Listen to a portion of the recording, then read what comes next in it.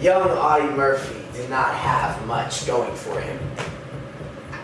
You see, all of his life he had lived in rank poverty. His father, a poor sharecropper from Texas, had 12 children before leaving his family. Conditions were so dire that they lived in an old railroad car and later a broken down house. His father left home, never to return. Within a year, his mother was dead. Audie was heartbroken over his mom's death, and he missed her terribly. Audie quit school in 5th grade so he could help support his younger brothers and sisters. Very early on, he learned that he could help support the family by hunting. He became very good with the bullets, only could afford one at a time because it was so expensive. He became very good with the rifle, and seldom did he miss. In a very real sense, his brothers and sisters' survival seemed to rely heavily on what he could do with that one bullet. Young Audie Murphy was an emotional boy with a fierce Irish temper. He was constantly in fights.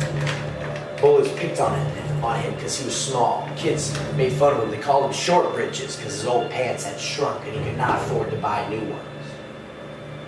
When World War II broke out, Murphy was quick to volunteer. But the armed services, for their part, were just as quick to reject him. The Marine Corps told him he wasn't tough enough. Weighing 110 pounds and only 5'5", the paratroopers told him to go home, drink milk, and eat bananas.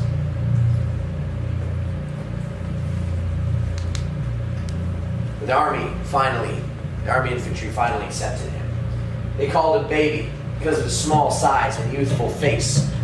But on his first day of training, he passed out. The Army felt he was too weak for combat and tried to make a cook out of him. But there's an old expression in the South. It's not so much the size of the dog in the fight as the size of the fight in the dog. Murphy's brief career would showcase just how much fight truly was inside of him. He fought in Sicily, Anzio, France, Germany. His personal acts of heroism were too numerous to count. He was given battlefield promotions from private all the way up to first lieutenant. On January 26, 1945, Murphy was in command of Company B. His orders were to hold their position. The Germans had been fighting desperately to keep from being completely encircled by the Allies. Maybe they concluded that Company B was the weakest point in the American lines. They had been fighting in foxholes in winter weather for months. His unit had been beaten down to just 18 men, and he was the only officer left. The scouts concluding that his company was the weakest point in the American lines, and if so, they would soon learn never to underestimate Lieutenant Audie Murphy. But at 2:40 p.m., Murphy and his 18 men saw to their horror 6 German Mark 6 Tiger tanks and 250 German soldiers coming straight for them. Hey boys, we got company! Murphy only had 2 tank destroyers to support him. The German tanks and their forceful artillery suddenly covered his area with exploding shells. One of the American tanks exploded into flames. The second American tank slid into a snowy ditch as it tried to turn around to escape. The tank was now helpless. Its crew climbed out and fled. Murphy and his 18 men were left to defend their position alone. Realizing their obvious advantage, the 6 German tanks, the 250 German soldiers quickly charged his position. First, Audie ordered his men to move to the rear. They refused to leave, so he yelled at them, "Get out of here! That's an order!" Next, he grabbed the 2 field telephone equipment, calling in Allied artillery fire. As the Allied shells started to crash in, the German tanks slowed a bit.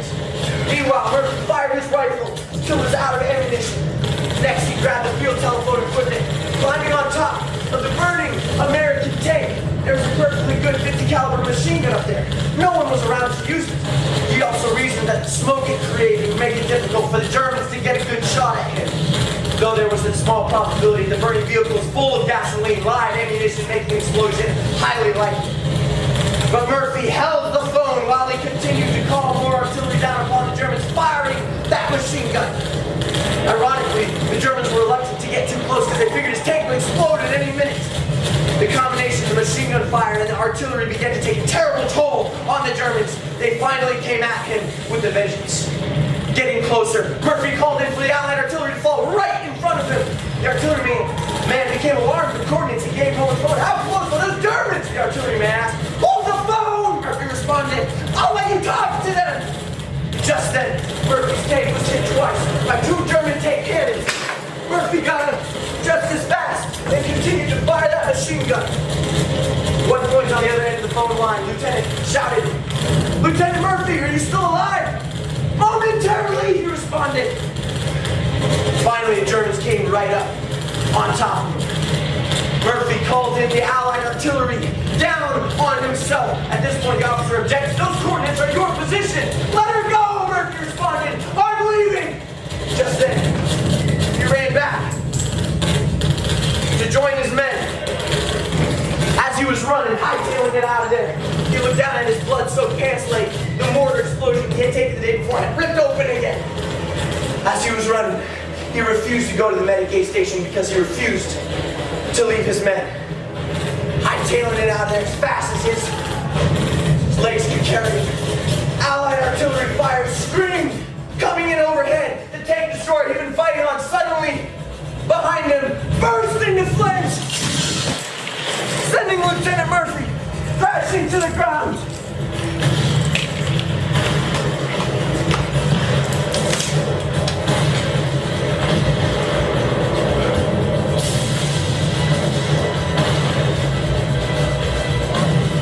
By now, the Germans were in full retreat.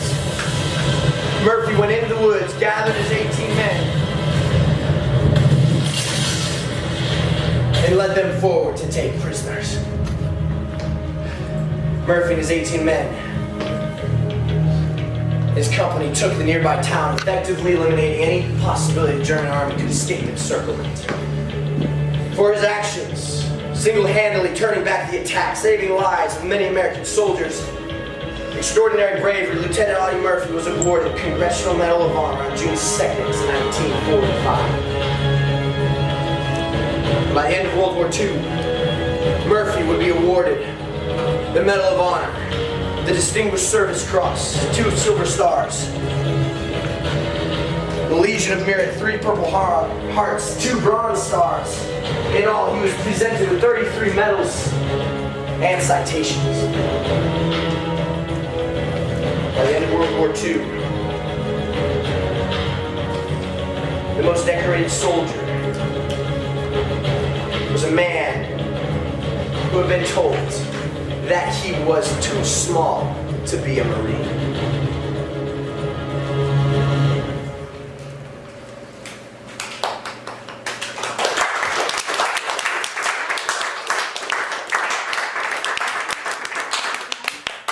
Gentlemen, all those bullets, all those explosions you hear going off, you hear the sound of that fight.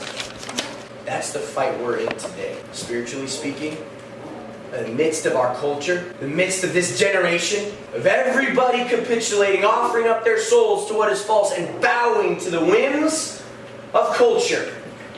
That's what it sounds like. And we can either run and hightail it out of there, stand on the sidelines, or we can white knuckle, hair on fire, grip our weapons with what God has given us, and refuse to retreat because everybody else is running. Right? Everybody else is drifting downstream with the rest of the current.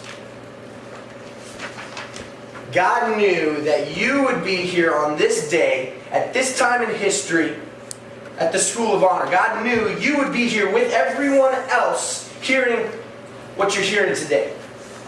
God does not make mistakes. And so it is up to you, gentlemen. God only needs one man. So, like Eleazar, who with both hands stood while the rest of the Israelites hightailed it out of there, stood against the Philistines and struck them down, determined to stand his ground until his hand grew tired and froze to the sword. What are your hands frozen to? What are you committing yourself to? and all these gentlemanly behavior things that we are learning, etiquette, chivalry, civility, that is pushing back the darkness. And that is a staunch resistance to what the culture is shoving down our throats. And it's up to you to stand your ground and after having done all to stand, it's up to you.